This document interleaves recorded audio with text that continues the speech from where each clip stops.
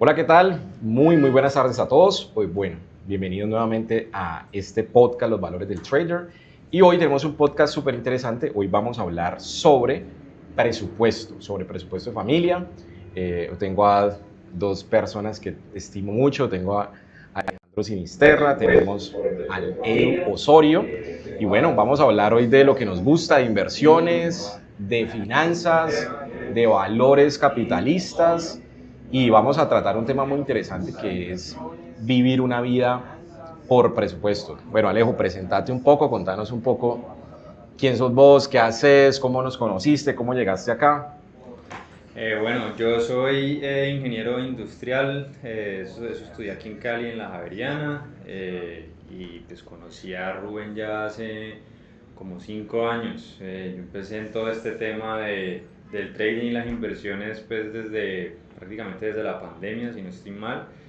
Y nada, llevo estos 5 años haciendo pues investing, siguiendo los consejos de la escuela y dándole, aprendiendo cada vez más. Súper. Bueno, Edu, dándote la bienvenida Señor, nuevamente. bien, muchas gracias, claro que sí. Sí, Rubén, y muchas gracias a nuestro invitado por acompañarnos el día de hoy. Eh, Vamos a hablar del faro luz y guía de las finanzas personales, Rubén. El presupuesto es definido en las finanzas personales como eso, porque es una herramienta fundamental en las finanzas de toda persona.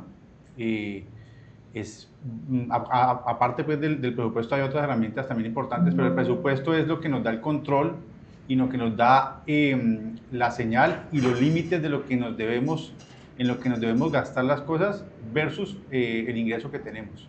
Por eso es importante el presupuesto y por eso queríamos tenerlo dentro de nuestros temas para abordar en el podcast.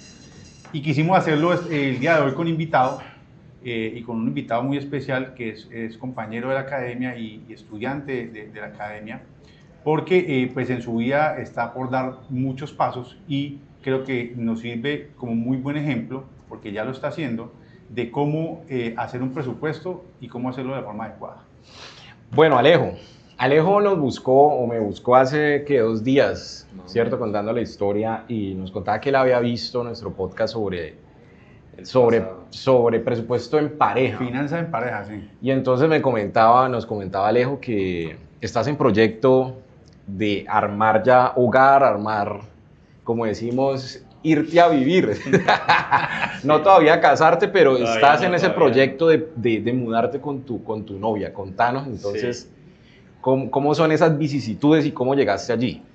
Bueno, no, pues digamos que obviamente pues la situación es por la que mucha gente pasa, que llega un punto en el que pues efectivamente te vas organizando, tenés tu pareja y llega un momento en el que ves que son pues compatibles y se toma pues la decisión. Entonces siento yo que digamos el hecho de haberte buscado es pensando muy desde, bueno, pues es digamos mi forma de pensar y lo compartí con ella desde el principio y afortunadamente pensamos igual.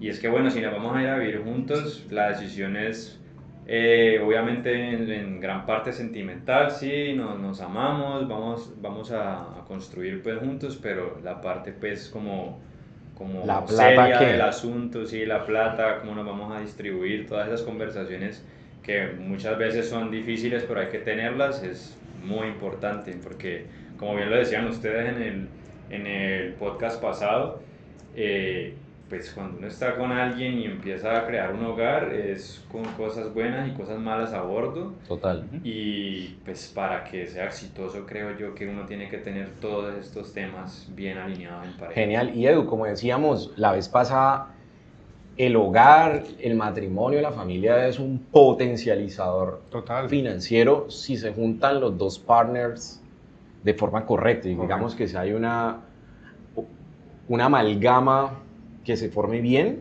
yo creo que de lo que tiene que hacer match en la vida de pareja, muchos son los valores, las finanzas. La gente a veces cree que es la sexualidad, pero creo que la sexualidad se puede adaptar más fácil con el tiempo que los valores, que las finanzas, que el presupuesto, que una vida ordenada, porque pues uno puede, y muchas de las relaciones que son tóxicas se juntan es por la vida, por la sexualidad. Pero en lo otro no lo tienen cuadrado y eso, volverlo a cuadrar es muy difícil. Y no son temas que se tocan previos al matrimonio, ¿sí me entiendes? Es decir, uno los toca ya en el matrimonio porque le tocó, ya está, como decíamos en el podcast, ya está montado en el matrimonio, usted ya no puede evadir esa sociedad que literalmente es una sociedad de dos personas, usted ya no lo puede evadir. Entonces nosotros decíamos en el podcast, usted no puede tocar esos temas en el matrimonio cuando ya está casado, tiene que tocarlos antes. Estamos hablando del tema netamente financiero económico, porque usted antes es donde tiene que empezar a hacer acuerdos. Desde antes de casarse tiene que empezar a hacer acuerdos, y hablábamos mucho de los acuerdos, y que los acuerdos son la base precisamente de esa transparencia de una persona hacia la otra en lo bueno y en lo malo. Total. Y hace parte de la aceptación finalmente. Claro. Alejo, contanos un poco sobre tus inicios en el trading, o sea, contanos un poco cómo empezaste, en qué estás hoy y cuáles son tus planes ya a futuro. Yo conozco pues a perfección tu historia respecto a lo que es el manejo de tu portafolio, pero contarle a la gente un poco cómo es eso, porque para mí vos sos una historia inspiradora sin ser una historia épica, que es como a mí me gustan las historias. Es una historia plana, normal, una vida organizada, de un pelado joven. Contanos en qué edad tenés y contarles un poco tu portafolio, tus decisiones. Bueno, listo, pues digamos que el inicio fue como pues la gran mayoría de las personas es pues, tristemente desde la perspectiva de la épica, ¿no? Vos mismo lo acabas de decir que la mía es una historia plana, que después de ya 5 años de vivirla me doy cuenta que es digamos, la que más conviene para manejar las expectativas. Entonces yo después de haber empezado tratando de perseguir esa épica y haberme estrellado, que pues gracias a Dios fue rápido para poder rebalancear y tomar decisiones, di con la escuela con Rubén, y pues lo que a mí me dio la confianza fue la transparencia, que todos los que están viendo, si están aquí, seguramente habrán visto cómo todo lo que Rubén toma o hace o muchas veces deja de hacer es comprobable. Si uno se mete a las gráficas, uno solito en su casa, sin que sea un live de YouTube o un video de un curso,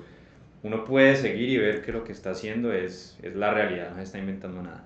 Entonces, después de estudiar todo el tema del trading y de, digamos, llegar a un nivel en el que por lo menos ya no perdía, pues tuve cambios en la vida, porque me fui a trabajar a Bogotá, estuve allá un año. Entonces ya iba a una oficina, se me complicaba un poquito estar pendiente de las pantallas en el horario pues, de apertura, y ahí fue cuando armamos el portafolio por primera vez. Digamos que yo ya tenía el conocimiento de cómo funcionaba, pero era solo teoría. Y ahora pues lo comentábamos que fue muy curioso cómo cuando yo abrí el portafolio fue justo antes de la quiebra del Silicon Valley Bank, que fue algo que pasó empezando el primer trimestre del 2023, si no estoy mal. Entonces me tocó comerme toda la caída, ver cómo el portafolio recién armado se estaba desangrando, y yo decía, por Dios, ¿cómo es posible? O sea, la historia es como para las personas que no saben de trading.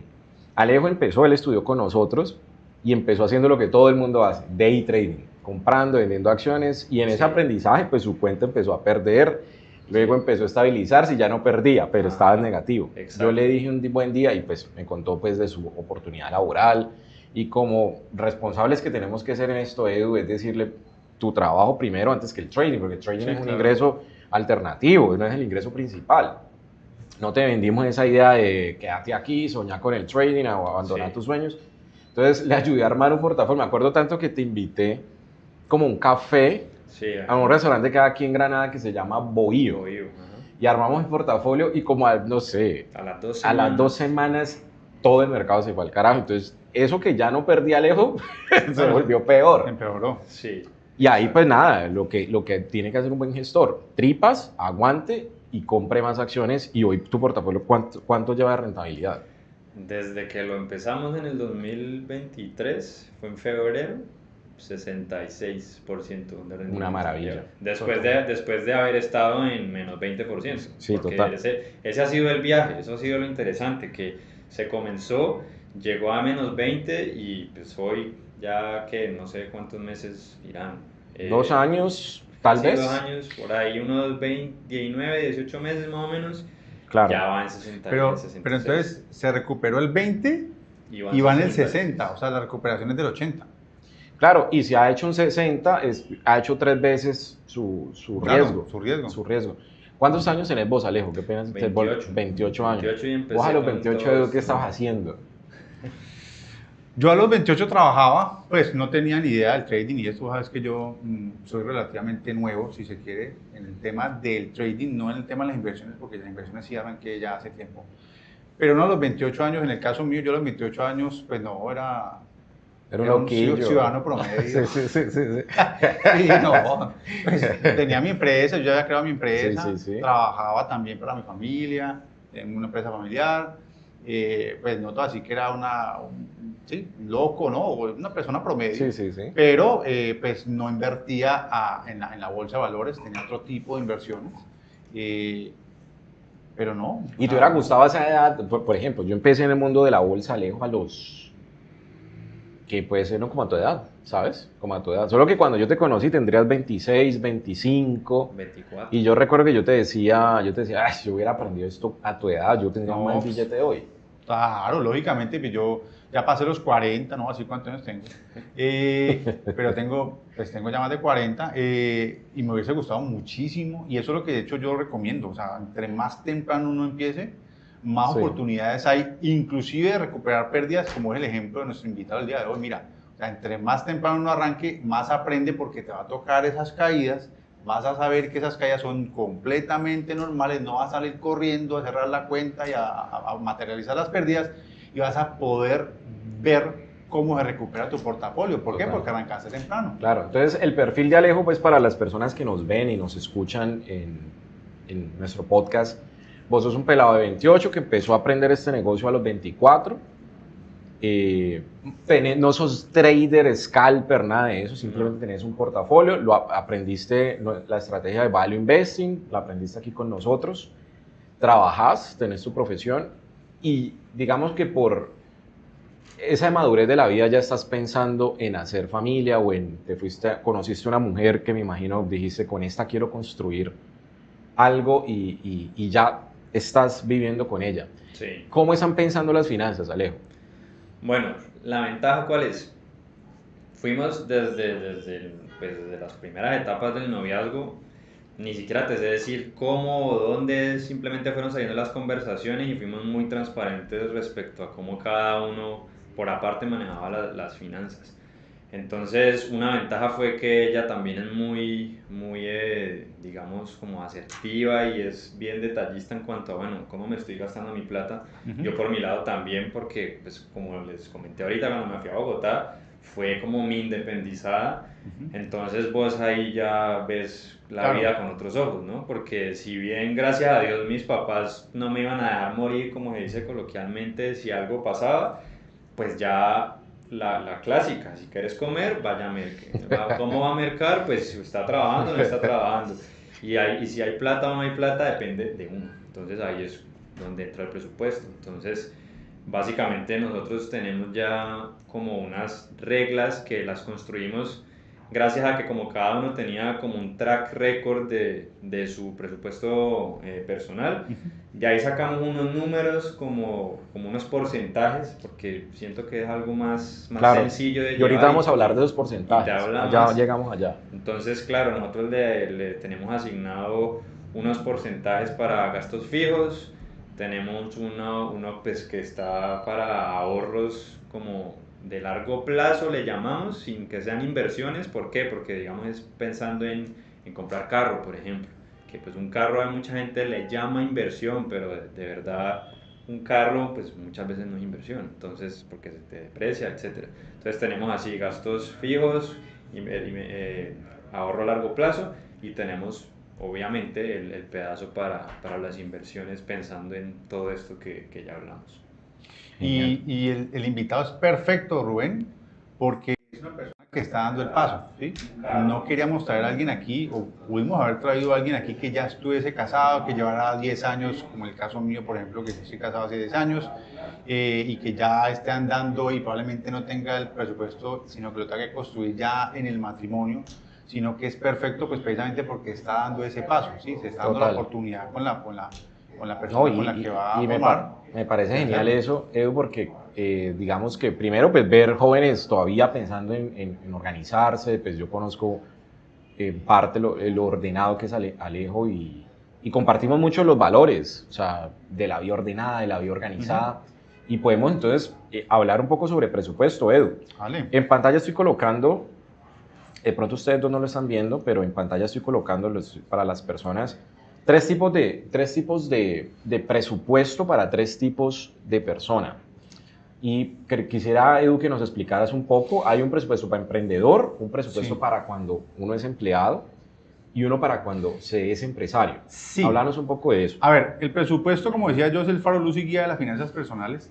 Digamos que uno puede encontrar en línea muchísimos tipos de presupuesto. O sea, hay cualquier cantidad de modelos de presupuesto. Hay unos estandarizados, hay unos más famosos que otros, hay unos light, que yo llamo. De hecho, el más conocido es uno que se conoce como la regla del 50-30-20, que básicamente lo que te dice es, no está en pantalla, probablemente lo estoy tocando porque probablemente es el más conocido, pero digo yo es el más light y ahora lo van a ver por qué. Es la regla del 50-30-20 que básicamente dice que uno tiene que gastar el 50% en gastos, valga la redundancia, de supervivencia o básicos y necesarios. El 30%, esta es la parte que no me gusta, en lo que uno desee o quiera, y el 20% de ahorros. ¿Por qué no me gusta este modelo, Rubén?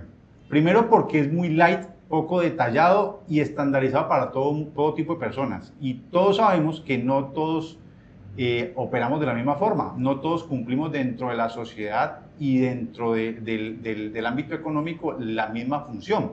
Por eso quería que trajéramos a la gente que nos está viendo y escuchando los modelos dependiendo de qué rol juego yo dentro de la economía de la sociedad. Total. Y por eso es que traemos tres tipos de presupuestos que ojalá nos puedan ver y si quieren repetir el podcast porque es bastante valioso. Y estos presupuestos tienen que ver es con quién soy, desde el punto de vista de persona que le entrega a la sociedad una función económicamente hablando, y eso es que yo puedo ser o empleado, o emprendedor, o empresario, y no son lo mismo. No es lo mismo cuando uno es empleado, no es lo mismo cuando uno es emprendedor, no es lo mismo cuando uno es empresario, y ahora vamos a ver por qué. Listo. En el hogar, por ejemplo, hablamos de un rubro que es el 30% del ingreso. ¿Estás viendo el de emprendedor? Sí, el de emprendedor. Estoy viéndolo todo en línea. Entonces, ok, perfecto. Cuando uno es emprendedor, los gastos del hogar deben ser el 30% del ingreso, Sí. pero cuando se es empleado también ese 30%, y cuando se es empresario es el 10%. A ver, el empleado en el hogar no debería gastarse más del 35%. Ajá. El emprendedor no debería gastarse más del 30% y el empresario no debería gastarse más del 15%. Ya. ¿Por qué son diferentes? Y aquí es donde empieza la dinámica de por qué uno y otro y otro. Básicamente no podemos ver las mismas finanzas en un empleado, en un emprendedor y en un empresario. ¿Por qué? Porque probablemente no se gane lo mismo. Aquí asumimos que el empresario es una persona que ya tiene unos recursos muchísimo mayores al empleado y que no te puede estar gastando ya el 35%, por tomar un ejemplo, el empresario no tiene por qué gastarse el 35% de lo que ingresa porque sería muchísimo.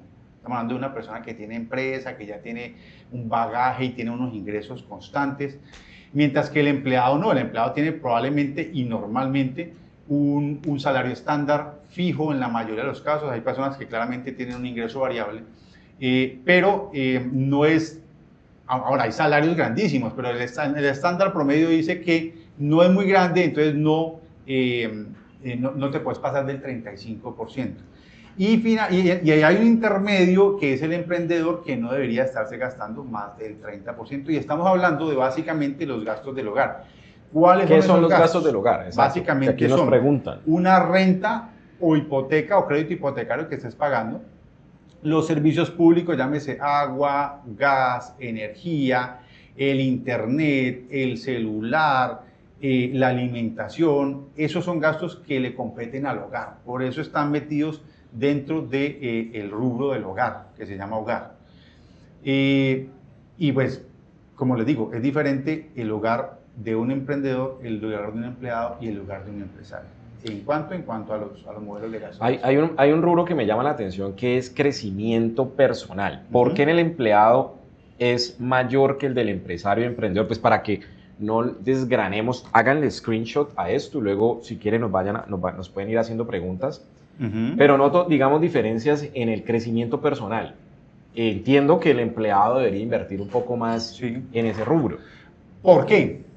Ahora, hay algo que quiero aclarar. Esto no es una camisa de fuerza. Sí, esto total. es básicamente, si quieren, los que van a tomar screenshot, tómenlo, pero conscientes de que esto no tiene que ser una camisa de fuerza, algo que los amarre. Esto es dinámico y puede cambiar dependiendo del tipo de la persona también y cómo lo sepa manejar. Lo importante es que todo sume el 100%, pues porque la lógica dice así. Pero ¿por qué el crecimiento personal es mayor en un empleado? Porque normalmente para vos escalar en el mundo de la empleabilidad, vos tenés que estudiar más que si sos un empresario que ya probablemente estudiaste lo que tenías que estudiar, probablemente te tengas que formar, pero en otras cosas y en otras competencias. Total. Pero normalmente para vos escalar como empleado, vos tenés que constantemente estarte formando. Volverte más productivo, básicamente. Exacto. Y se ve un ejemplo muy sencillo, por ejemplo, los profesores. ¿Sí? Hay personas que no están viendo que pueden ser profesores, ellos saben de qué estoy hablando, y es que para vos ganar más, tenés que estarte formando, estudiando, elevar tu nivel de conocimiento, presentar exámenes, y hay unos lo rankean. ¿Sí me entiendes? El escalafón. El escalafón. Entonces, Total. digamos que el empleado tiene, para poder aumentar sus ingresos, normalmente tiene que estudiar y formarse para poder ascender en esa escala. Alejo, vos en ese rubro, como familia, pues ustedes dos son empleados, ¿verdad? Ustedes no son empresarios. En tu profesión, ¿qué tenés que hacer o sea, a qué le apuntás vos en tu profesión? No, pues obviamente... ¿Y cómo tenés que invertir en vos mismos para llegar a esos nuevos niveles? Claro, tiene mucho que ver con eso. Pues, si vos no te preparas o tenés estudios extra en los que vos te puedas hacer como más productivo para una empresa, poniéndolo así, pues ahí te vas a quedar. Entonces, lógicamente, pues muchas veces la gente lo encajona, no sé, en títulos universitarios o en especializaciones, pero no tiene que ser solamente eso, porque es algo que generalmente es muy caro y ahí la gente se desanima. Pero desde el hecho de que vos compres un curso que te enseñe a hacer X cosa y vos esa X cosa tengas como la visión de cómo volverla, que te dé un retorno, Total. pues ya estás cumpliendo con Y la tenés idea que algo se- visualizado, concreto tuyo. Yo si tomara este curso, le estoy apuntando a este curso, ahora yo te cuento a qué le apunto yo y me imagino que coincidiremos ahí, Edu, porque los dos estamos pensando hacer lo mismo, pero en tu rubro, ¿tenés algo ahora, a mediano o corto plazo, de decir, si tomo este curso de Python o si tomo este curso de whatever? Sí, pues de hecho no es que lo tenga en el rubro, pero sí hay, digamos un dinero pues que se ha invertido en cursos, porque el rol que yo tengo es un rol técnico, es de arquitectura de software. Entonces obviamente Súper. vos entre más tecnologías sepas, ahorita pues que por ejemplo el Amazon Web Services está que es como muy fuerte, entonces todos estos cursos para vos aprender a trabajar en ese ambiente de Amazon, que es donde muchas empresas están construyendo su infraestructura, pues te vuelve competitivo. Y vos decís algo muy Sí. interesante, es que uno no tiene que pagar la maestría, el doctorado, sino que con buenas certificaciones. De hecho, Platzi es una muy buena herramienta. Platzi no patrocina este podcast, pero si quisieran Ojalá, hacerlo, pero no se necesitan cursos. Creo que Platzi, no sé si utilizas Platzi, yo todavía no lo utilizo, Coursera. nunca lo usé. Hay Utilicé Coursera, Platzi. Udemy. Udemy. Entonces, por Udemy. ejemplo, pues es más, el rol que conseguí ahorita fue gracias a que a punta de cursos de Udemy, pues desarrollé ciertas habilidades con las cuales yo le pude decir al que ahora es mi jefe cuando me estaba entrevistando, yo le dije, mira, yo sé esto y esto, pues yo puedo, lo que sea que vos necesites que yo aprenda para poder desarrollar mi rol, ya tengo las bases para que vos me enseñes, porque una cosa muy distinta es ya digamos que alguien sepa algo y es otro cuento que vos veas que tiene las bases para poder enseñarle. Entonces Claro. en personas jóvenes como yo que digamos están empezando la carrera es muy importante eso, o sea, garantizar que tengas bases con las que vos puedas... Entonces, y esos cursos no son, digamos, muy caros. De hecho, pues el programa que vos tomaste Sí, con nosotros de inversiones, para formarte en controller, también fue un curso. Sí. Entonces, mira que Y eso creo que tenemos que derribar una barrera, Edu, y es que, claro, en el presupuesto de familia tiene que estar primero, creo yo, o metido dentro de una prioridad, el crecimiento personal, más que la diversión, porque mucha gente, hombre, tenemos este mes fiesta de amor y amistad, en Colombia no se celebra San Valentín, sino amor y amistad se celebra en septiembre. Ya ahí, fin de semana, lo que te podías gastar en un curso, te lo puedes gastar, hay gente que se lo va a gastar en una fiesta, o fiesta de Halloween, o ya viene diciembre, entonces luego no saquen excusas de que por qué no crezco, por qué no me contratan, si no son capaces de pagarse un cursito cualquiera sobre Excel o sobre cualquier otra cosa. De hecho, en la tabla de empleados, si ustedes se fijan, sí, dice crecimiento personal 10% y calidad de vida 5%, que es el tema que vos estás tocando. En calidad de vida va eso, precisamente el ocio. Entonces, la salita al cine, el restaurante, la rumbita, o el 5%, mientras que el crecimiento personal estamos hablando del 10%. Ahora, importante, en ese 10% está el colegio de los hijos. O sea, si uno tiene hijos, si uno ya tiene hijos, 1, 2, los que sean, aparte de ese colegio de los hijos, el crecimiento personal de uno está incluido en ese 10%. ¿Qué pasa? Que hay veces, por la cantidad de los hijos que se tienen y por el costo de donde uno los tiene estudiando, toca sacrificar, hay veces, la formación personal un poco y darle espacio a lo de ellos, pero nunca dejarla en cero. O sea, uno tiene que estarse formando constantemente, claro, así sea leyendo. Si no compra libros de formación, ya no el curso, sino el libro, allí en crecimiento personal va metido esos libros que compra. Claro. Y Edu, me salta una duda. Yo sé que el TI de eso más adelante podríamos hablar en un podcast, creo que lo hemos hablado, porque he visto reels de gente decir, con el sacrificio, con todo lo que yo tengo que hacer, meto a mis hijos al colegio más caro, a la universidad más cara, así me toque matarme. Pero en tus casos de mentoría como coach, ¿qué has encontrado en la gente respecto al porcentaje que gastan en educación de sus hijos respecto de sus ingresos? Aquí hablamos de un 10%. Sí. ¿Pero qué has visto vos? ¿Has visto cosas muy locas o qué? No, yo lo más loco que he visto, de hecho lo vi esta semana, y es un reel de una persona que tiene muchos seguidores, con un pensamiento que no comparto para nada, y era que decía que ella metía a los hijos, era un hijo o una hija, no me acuerdo, al colegio más costoso de la ciudad donde vivía, por temas de relaciones públicas, de relaciones sociales, que lo he escuchado transversalmente en muchas personas, que tiene algo de validez, porque mucha gente dice, listo, yo le pago donde está estudiando mi hijo porque no solamente lo van a educar bien, se va a formar bien en cuanto a capacidades y habilidades, sino que los amiguitos, decía la persona, van a ser los niños más ricos de la ciudad, van a tener las mejores relaciones, van a ser probablemente los empresarios del futuro. Eso es válido, pero lo que no es válido es que tus finanzas personales puedan estar sometidas a riesgo dado lo que estás haciendo. Y aquí vamos en línea mucho con lo que decimos de que no te gasten más de lo que te puedes gastar, y básicamente es no vivas por encima de tus posibilidades. Yo no sé esta persona, pues, si estaba o en qué porcentaje estaba dentro de sus gastos el colegio de los hijos, pero esto lo que manda es un mensaje errado, porque entonces va a someter el presupuesto familiar a unas presiones innecesarias. Y yo he tenido clientes en los que inclusive el estudio de los hijos está por encima del gasto del hogar.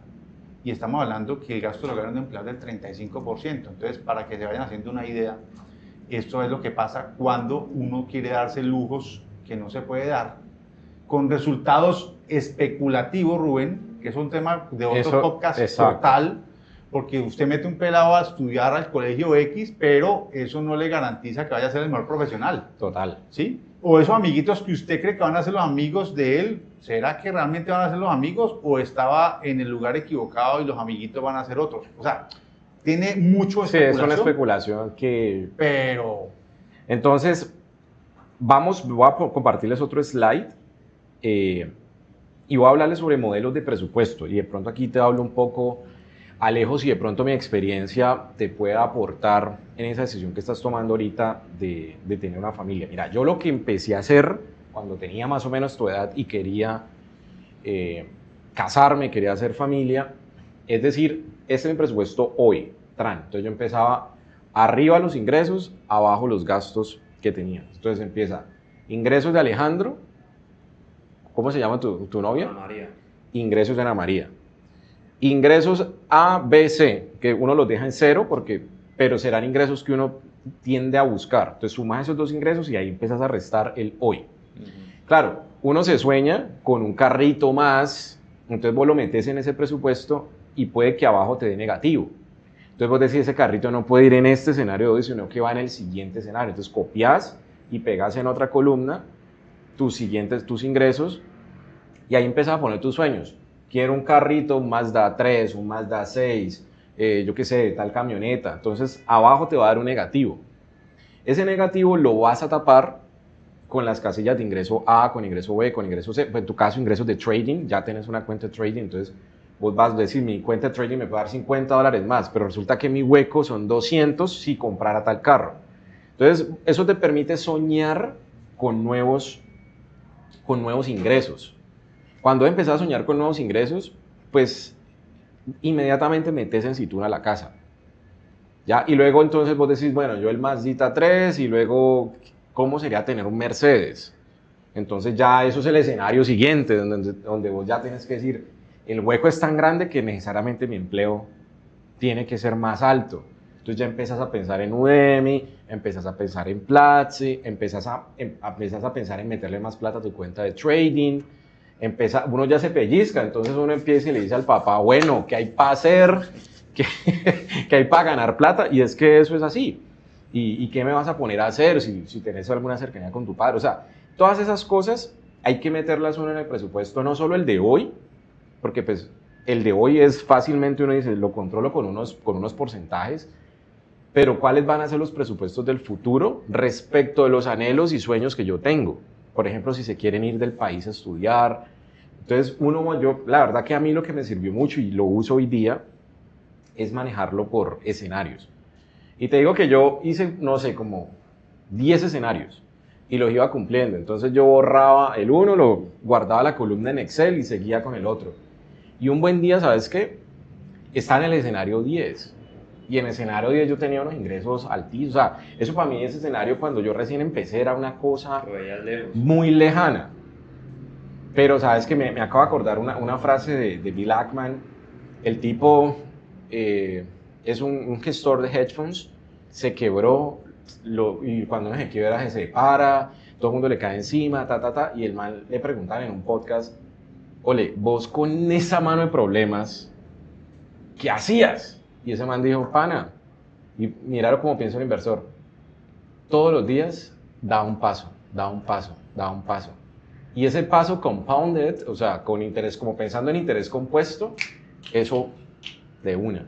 Entonces creo que eso es un consejo que te puedo dar, Alejo, es ir pensando en escenarios. No sé, Edu, que también tienes un poco la historia de Alejo, te quisiste juntar o irte en matrimonio con tu esposa y uno es donde la edad donde uno empieza a pensar en arreglarse. A mí me encanta el matrimonio porque el matrimonio te mete en un corset. Te pone en cintura. Sí, no, pues lo mío fue hace 10 años ya, pero claramente pues yo también estoy casado con una persona que conoce, que es financiera, y claramente al principio pues no teníamos nuestra hija, ya tenemos una hija, pero digamos que el presupuesto ha evolucionado en mi familia, no es el mismo presupuesto hace 10 años que el presupuesto de hoy. Yo he evolucionado como profesional, no soy la misma persona de hace 10 años, por eso les decía ahorita que el presupuesto es dinámico y esto que hemos mostrado en porcentajes no son camisas de fuerza, sino como decía Rubén, puede someterse a escenarios de actualidad a futuro, es como lo hace Rubén. Yo no lo hice de esa forma, yo me ceñí a un presupuesto estándar y lo que hice fue empezar a compensar los porcentajes, ¿sí? Entonces, dependiendo del momento de mi vida, y de los compromisos que tenía, porque básicamente aquí estamos hablando de un modelo de gastos dado un modelo de ingresos, lo ajustaba. Entonces, en algún momento de nosotros, de nuestro matrimonio, pues lógicamente el porcentaje de crecimiento personal era mayor que el porcentaje, por ejemplo, de bienestar, ¿sí? Pero lo importante claramente es que sume el 100% porque si no, pues no te están cuadrando las cosas. Pero puede ser dinámico. En el caso mío era bastante dinámico y lo acomodábamos al pensamiento y a la visión futura de lo que queríamos ser sin hacer los escenarios que hiciste vos, de los 10 escenarios, no lo hicimos de esa forma, pero sí siempre ceñido al presupuesto. Es que lo importante aquí, que quiero que quede el mensaje en el podcast, es que los porcentajes no son camisa de fuerza, pero sí son una especie de control que uno tiene para poder cumplir con sus obligaciones y para poder proyectarse al futuro. Para eso es un presupuesto, ¿sí? ¿Cuándo debemos hacer el presupuesto? Cuando vamos a tomar decisiones importantes como nuestro invitado, pero sobre todo cuando vamos a arrancar proyectos y normalmente cuando vamos a arrancar año. Entonces, cuando uno está en el diciembre, cuando está pensando en la rumba, en la fiesta, en Navidad y en todas esas cosas, probablemente uno allí o antesito debería estar ya hablando del presupuesto del hogar del año entrante, ¿sí? No cuando ya están dando el año, pues sí, uno lo puede hacer hoy, o sea, yo me puedo entrar mañana a hacer mi presupuesto de los 3 o 4 meses que quedan de este 2025, pero lo ideal sí sería que uno se sentara antes de que se acabe el año, aproveche ahorita este noviembre, este diciembre, siéntese con su esposa, tírele el número, fabrique ese presupuesto y empiece a ejecutarlo y a ceñirse a él. Esa es realmente la enseñanza. Alejo, nosotros hace, no sé, 2, 3 episodios atrás hablamos sobre finanzas en familia, hablamos de la forma de uno manejar el presupuesto en familia. ¿Qué han pensado ustedes al respecto? O sea, van miti o vos decís yo me encargo del arriendo y merco y vos encargate de, no sé, o sea, o ponen el 100% todo en un fondo y atrás de ese fondo, ¿cómo lo hacen? O sea, ¿qué tienen pensado? No, la forma en la que lo estamos haciendo es básicamente, creo que era proporcional, bueno, no me acuerdo cómo se llamaba, pero el que digamos explicabas que cuando uno gana más que el otro, pues digamos que se aporta en cierta medida y lo que uno sienta que es como lo justo, ¿no? Entonces digamos que esa proporción llegamos Ya. a ella basados en lo que te mencioné ahora, como cada uno tenía ya digamos su track record de su presupuesto pues, de soltero, entonces digamos que lo que procuramos fue, bueno, como que esta unión y esta decisión que vamos a tomar, que sea en beneficio de los dos, ¿cierto? No como que el uno va a irse a vivir con el otro y eso le va a afectar sus finanzas, no, Ya, al ok. contrario. Entonces, por suerte, como que el presupuesto que tenemos ahora nos permitió hacer esa división en la que, por ejemplo, los porcentajes que sobran después de atender los gastos fijos, digamos que ni yo tuve que sacrificar un monto de dinero, no, me queda menos, ni ella tampoco. Entonces Ok. eso nos dio la proporción que No, y estamos sabes que haciendo. entiendo, y es un tema que nosotros no tratamos, Edu, la vez pasada, porque es que el presupuesto de Alejo es un presupuesto de una pareja que se junta, que se mudan juntos, hoy en día no son un matrimonio que se vuelve una sociedad conyugal. Entonces ahí digamos que el presupuesto cambia un poco y tiene que ser así, me parece que es muy responsable hacerlo así, porque no lo estás manejando como un matrimonio con todo el corset que eso implica, porque claro, por ejemplo en tu caso y en el mío, el matrimonio es pana, los activos son en común, las inversiones son de los dos, eso ya es un riesgo mayor. Pero por ejemplo casos como jóvenes como vos que se mudan con sus parejas, claro, no se puede todavía pensar en construir activos juntos porque es un riesgo todavía muy alto. Sí. No, y es que no se puede. O sea, ¿cómo compro un apartamento con alguien que no estén en un vínculo todavía matrimonial? Y esas cosas hay que hablarle, me parece a mí que suena crudo, pero eso hay que decirlo y hablarle, No, ponerlo sobre la mesa. Y sí, o sea, de acuerdo, totalmente de acuerdo, porque pues vuelve y juega. Yo siento que, y mezclándolo un poquito como con la formación de trader e inversionista que he absorbido de la escuela, pues uno no puede ir tomando decisiones simplemente Total. porque es que me siento bien haciéndolo. Obvio, hay mucha gente que se dejará llevar por ideas que se hacen en la cabeza de no, esto va a funcionar, entonces todos los huevos ahí y si no Sí, no, es un total. desastre. Entonces nosotros hemos sido como que, bueno, la relación que llevamos está hasta este punto porque hemos hecho las cosas bien,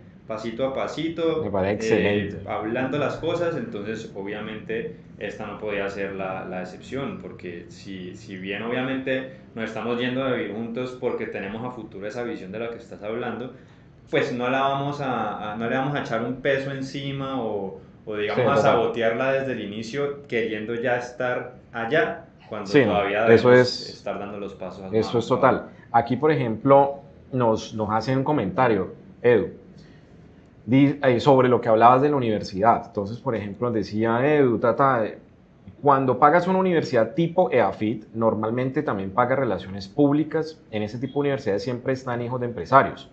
Un ejemplo es un amigo que hoy en día tiene una empresa de reparaciones de piscinas y precisamente se asoció con un compañero que encontró en esa universidad.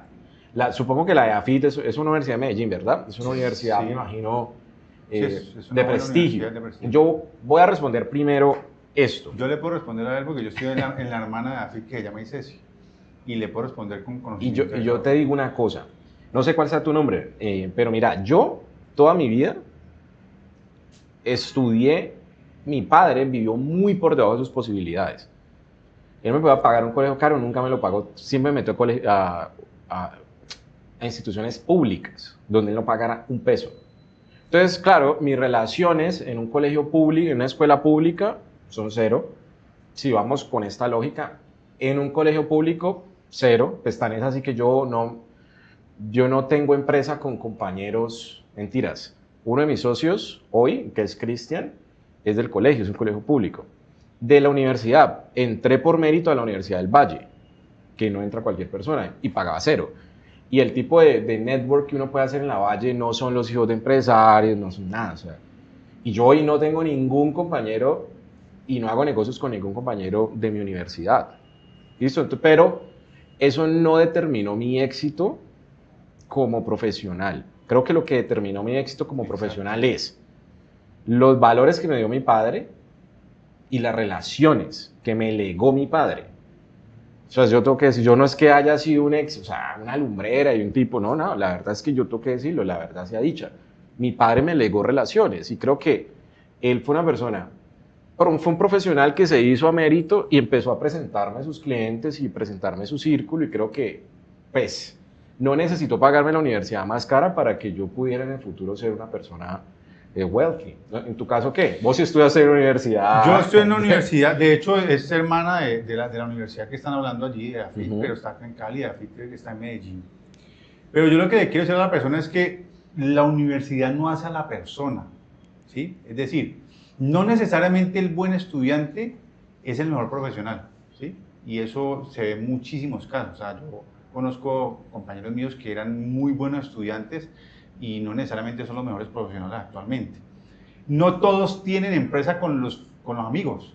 Eso es una especulación total. O sea, puede pasar como puede no pasar también. Nada te asegura, y se lo dice alguien que estudió en una universidad similar a esta, nada te asegura de que yo de hecho no tengo empresa con compañeros ni nada por el estilo, tengo relaciones, amigos, me quedaron muy buenos amigos, probablemente en algún momento me he apoyado en ello para hacer negocios, pero eso no quiere decir que yo, porque estudié en esta universidad, tenga garantizado el éxito per se, sino que yo tengo que ser exitoso por la ejecución que yo haga después de haberme graduado de la universidad, ¿sí? Yo puedo haber tenido en el mismo salón mío los cacaos del municipio y del departamento. Probablemente entre mis compañeros había gente muy pudiente y había gente que tenía empresa de tradición y todo, pero eso no garantiza de que primero yo vaya a hacer negocios con ellos, de que me vaya a ir bien en los negocios porque ellos son mis compañeros, ¿sí? Eso es lo que quiero dejar claro. Y finalmente, pues, que yo soy el que después de graduado, pues, me encargo de triunfar. O sea, Total. la universidad no va a hacer el trabajo por mí, ni me va a hacer los negocios por mí, ni me va a garantizar a mí nada tampoco. Le agradezco a mi universidad sí la formación empresarial, porque tanto EAFIT como el ICESI, en este caso, son universidades que forman para uno ser emprendedor y empresario, ¿sí? Eso digamos que dentro de su filosofía educativa está eso y eso sí me parece fundamental, a mí sí me parece eso valioso, pero vamos, volviendo al tema, no creo necesariamente que por las relaciones sociales en la academia, pues esté garantizado el éxito. Total, y es que lo que estábamos hablando para la persona que nos comenta aquí, lo que nosotros venimos hablando no es que sea malo pagar a una universidad. Exacto. No, claro, todos debemos aspirar a Cambridge, Harvard, EAFIT, ICESI, Andes, of course.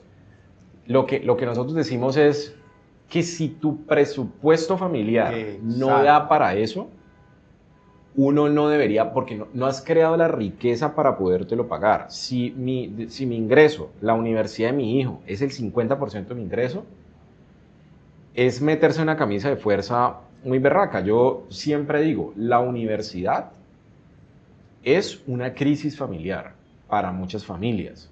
Por eso, porque al no ajustarse a un presupuesto, entonces llega a la universidad y la universidad se convierte en el 50% del gasto de la familia. Y eso perpetúa la pobreza de papá y mamá.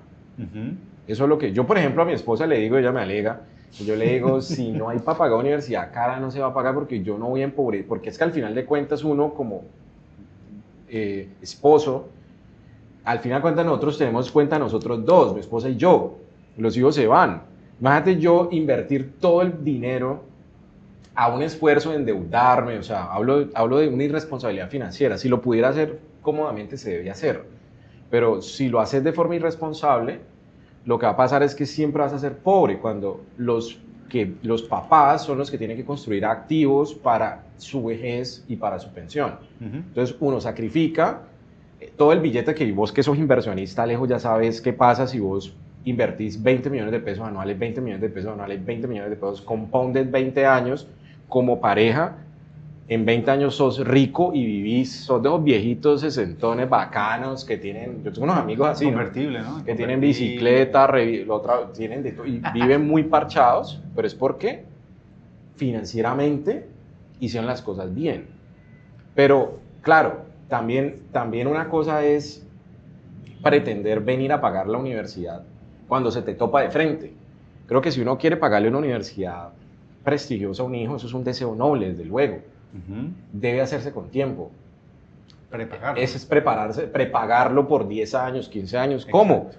Invirtiendo en la bolsa, pues pues tranquilamente comprarte unas acciones en el Nasdaq, dejarlas 10 años y eso ya Con un objetivo específico. te solucionó el 30% del problema cuando tu hijo ya entró a la universidad y le puedes pagar EAFIT, Andes o lo que sea.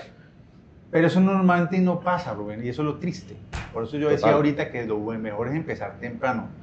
Temprano en tu matrimonio, temprano en tu vida, porque normalmente la universidad lo golpea a uno ya cuando el hijo está por entrar a la universidad. ¿Sí? Normalmente la gente, y no es muy poca la gente realmente que planea este tipo de gasto, y asume ya la carga, somete la familia a la carga de la deuda, cuando ya el hijo está próximo a salir del colegio y próximo así también a ingresar a la universidad. Y todos sabemos que la universidad hace parte importante del gasto familiar e inclusive en algunos porcentajes tan elevados como superiores al gasto del hogar. Y esa es la parte que no puede pasar. Y eso pasa es porque no hay preparación. Ale, ¿vos de qué universidad sos? De la Javeriana. Sos de la Jave. ¿Cómo fue eso en tu casa? ¿Eso fue crisis, no fue crisis? ¿Había semestres que no había? ¿Te tocaba trabajar? O sea, ¿cómo fue tu Gracias a Dios no fue tu crisis. proceso? Gracias a Dios no fue crisis, justamente por algo muy valioso que están diciendo y es la planeación. Yo me llevo 4 años con mi hermano. Y los 4 años no son al azar. Mis papás desde el principio tuvieron muy claro, tuvieron muy claro que Mínimo parte 5 de años, eso, hijo, No me da para pagarlo todo al parte de tiempo. eso era no pagar 2 universidades al tiempo. Eso es otro podcast. Entonces, Sí. entonces imagínate. ¿Cómo planear la pues, educación? Entonces, Sí. obviamente, a lo largo de la vida pasan muchas cosas, pero mientras vos por lo menos tengas eso en el horizonte y estés haciendo algo, poquito o mucho, para cuando eso llegue, pues no va a llegar a las instancias que vos estás diciendo en que sea una Yo crisis tengo unos amigos, de pronto lo invito, ese podcast va a ser muy interesante. Luchito, nosotros después de los podcasts nos vamos para un bar aquí cerca y yo esa pareja la admiro muchísimo. Yo admiro toda pareja que es juiciosa en sus finanzas. Su hija estudió en los Andes Y esos manes pagaron la universidad de la hija como cuando nació.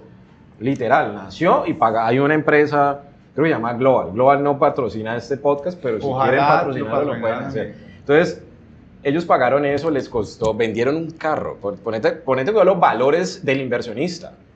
Vendieron un carro y dijeron, "Prun, pagamos eso, me desentiendo", y la niña dentro de 18 años tiene asegurada la universidad. Claro, ellos ya salieron de eso y 18 años compounden sus salarios, compounden. Hoy esos manes viven súper bien. O sea, mis amigos tienen bicicleta no sé cómo, cuatrimoto, jeep, viajan, salen, pero es porque no vivieron esa época de la universidad. Ahora, aclarémosle a la gente que la universidad de la que estamos hablando es el Harvard de Colombia, ¿no? O sea, es la universidad más costosa que tiene Colombia, Sí. que se llama Los Andes, y queda en Bogotá. Y aspirar a esa universidad, como que te graduaste del colegio y te vas al otro mes, eso no, o sea, a no ser que seas muy rico, no se debe hacer. Ahora, si vos anhelás que tu hijo vaya a la universidad, hay que presupuestarse. Sí. Si vos decís, a mí ya no me da, pero si yo le meto tiempo y le metemos inversión, Correcto. y eso lo vamos colocando y vivimos una vida organizada, una vida de presupuesto, perfectamente vos puedes mandar a un hijo a estudiar a Cambridge, pero hay que prepararse. Sí. Si uno no ha construido la riqueza suficiente, hay que construirla. Es que algo muy valioso que pues, me ha enseñado a mí todo este proceso pues, de las inversiones es que cuando el esfuerzo vos lo ves tan grande y hay mucha gente que incluso con que solo le digas cuánto cuesta algo ya dice, uy, no, es que eso es demasiado, lo borro de mis planes. Vos podés atomizar eso tomando el tiempo como un aliado, porque entonces, claro, entre más tiempo vos tenés de haber planeado las cosas, pues menores son los esfuerzos de a poquitos que tenés que ir haciendo, por ejemplo, económicos, porque no sé, una cosa es pagar 100 millones de pesos, por decir cualquier En una semana. en una semana, a que si vos sabes que en 5 años los vas a pagar y entonces vos separas 50 cada mes, 5 años antes, y lo metes en algo que te rinda, como pues obviamente el tema aquí son las inversiones, pues eso se te vuelve una salida a comer o unos zapatos o cualquier cosa que es nominal o insignificante en el día a día, pero como la vas acumulando, ya después el esfuerzo que vos decías que era 100 millones, ¿de dónde me los saco? No, ya vienen solitos. Me hiciste acordar de algo con vos, Alejo. Yo me acuerdo cuando vos empezaste, tu cuenta de trading era una cuenta menor a 10.000, creo que era inferior Bastante, era como de chiquitica. 3.000, no sé, una cuenta chiquita. Y entonces yo lo veía, me llegaba preocupado, es que estoy perdiendo plata, y llegaba todo azarado, y yo como que por dentro ternurita, como que... Pero y tu cuenta no es de 3.000, o sea, tu cuenta ha ido creciendo a un número que yo creo que si ese día yo te digo, tenés que llegar a esta cifra, vos estuvieras preocupado, es decir, yo a mí no llego allá, pero es el paso a paso, man. Sí. Paso a paso, poquito a poquito, ahorro más el crecimiento del mercado. Exacto. Y eso yo creo que es lo que nos tiene que quedar hoy como enseñanza, Edu, que el presupuesto no es un corset, pero hay que tener una vía de presupuesto. Sea como lo organices, hay que tener una vía de presupuesto y unas cosas mínimas tienen que entrar al presupuesto, que es el crecimiento personal, las inversiones, ¿bien? Pensar en el largo plazo, o sea, y entender que hay gustos que me los debo dar, pero no me los puedo dar ya, porque no he construido la riqueza suficiente para eso. ¿Qué dirías vos, Edu, como consejo para Alejo, que está empezando los caminos de la vida, como nosotros cuando teníamos 20? Voy a hacer lo que probablemente no hicieron conmigo. No, básicamente es eso. El consejo para nuestro invitado hoy es, y para todos los que nos están escuchando, que son nuestros invitados pero detrás de cámaras, es básicamente eso. Vivir una vida de presupuesto es gratificante y se van a dar cuenta, o sea, si usted hoy va a tomar la decisión de hacer un presupuesto y nos va a hacer caso y escuchó a Rubén, escuchó a Edu y Edu y Rubén tienen razón, dentro de unos años no muy lejanos, usted va a ver que ese control que usted está haciendo sobre sus finanzas personales va a tener sus frutos, eso se lo garantizo, si usted hace las cosas como debe hacer presupuestalmente hablando, ¿sí? Si usted sigue como está, pues se atiene a lo que le dé lo que está haciendo, ¿sí? Pero esta es una enseñanza, este podcast es una enseñanza de que el presupuesto, vuelvo y digo, como faro, luz y guía de las finanzas personales, tiene su gratificación a futuro en cuanto a los proyectos que se tengan y en cuanto a que desde el principio vas a someter a tu relación matrimonial, de unión libre, de haberse ido a vivir con alguien, la que sea, a un orden. Porque como he dicho yo, y yo tengo una máxima en las finanzas personales que dicen que los problemas de finanzas personales nacen del desorden y es con el orden con lo que uno lo soluciona. Pues si uno evita ese desorden y arranca con orden, pues claramente pues se va a evitar muchos dolores de cabeza y el presupuesto hace parte de ese orden que uno tiene que tener con las finanzas personales. Y aquí me hace una pregunta final, me preguntan, ¿cómo empezó estudiando Alejo? Ya él nos contó, pero ¿cómo empezaste estudiando esto que estamos hablando? Tema de inversiones. Básicamente con el curso que había en ese entonces, que pues, es que en gran medida... O sea, estudiaste aquí en Click to Invest. El mismo de ahora, sí. Y pues la verdad es que creo que mucha gente espera que uno le diga, mírate estos 4 o 5 videos y listo. Pero no, la verdad es que yo diría que fueron 3 cosas. Observación, metiéndome al room pues cada que podía, porque eso te da como horas de vuelo. La paciencia de efectivamente entender cómo funciona y dejar que funcione, porque no hay camino corto. Y ya la última pues es perseverar y ser consciente de que esto es un negocio de renta variable, no hay ningún tipo de, digamos, como de garantía.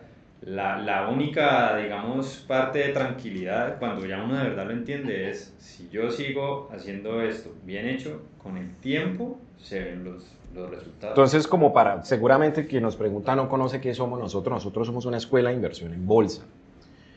Solo que hacemos podcast de finanzas porque entendemos que el inversor, además pues, de ser inversor y entender de velas, es persona, está casado, busca casarse. Nosotros tenemos alumnos muy jóvenes como Alejo, también muy mayores. Entonces, digamos que nosotros lo que enseñamos es a invertir en bolsa, a comprar acciones, invertir a largo plazo. También sabemos especular a corto plazo, pero Alejo lo que hizo fue básicamente aprendió todo con nosotros. Pero creo que lo más valioso, Alejo, ha sido el mentoring, ¿no? Esa cercanía de que puedas llamar al profesor, profe, que tengo estas operaciones que quiero comprar, ¿vos qué opinás?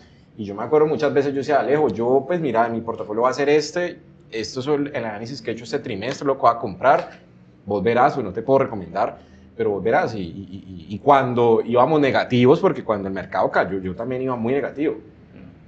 Ese 20% que te comiste también me lo comí yo.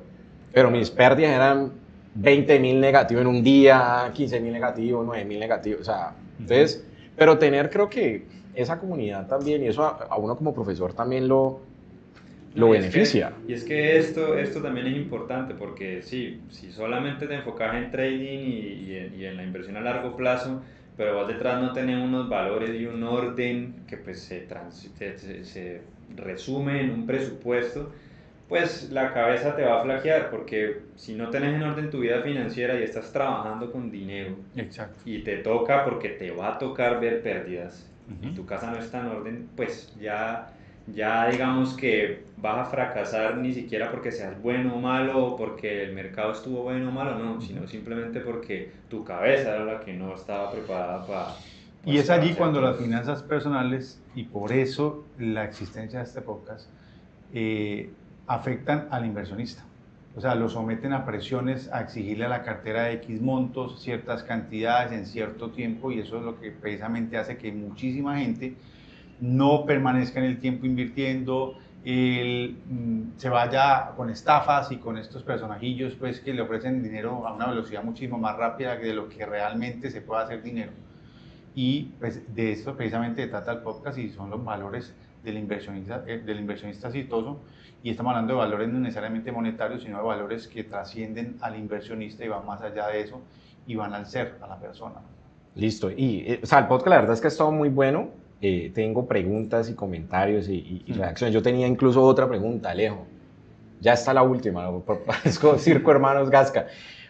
Hoy que tenés un portafolio que es rentable, Alejo, que tenés una profesión que te está yendo bien, vos sé que trabajas para una empresa extranjera, ¿cómo, y te lo hago porque es una pregunta sobre valores, ¿cómo ves tu vida de joven, que la vida de joven es el licor, la rumba, la fiesta, pero ya tenés ese portafolio andando y funcionando y ya probaste las delicias que es negarse Al a placer emborracharse inmediato. todo el fin de semana?